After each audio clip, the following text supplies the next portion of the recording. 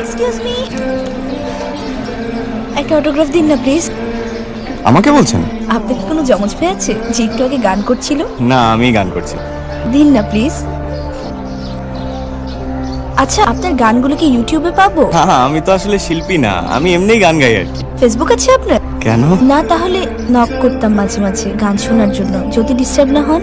আছি, শ্যামল নামে আছি। আমি অপরাজিতা নামে আছি। আমার ফোনে নেট নেই, একটু রিকোয়েস্ট পাঠানো যাবে? এটা পাঠিয়ে দিয়েছি। হাই, কেমন আছেন?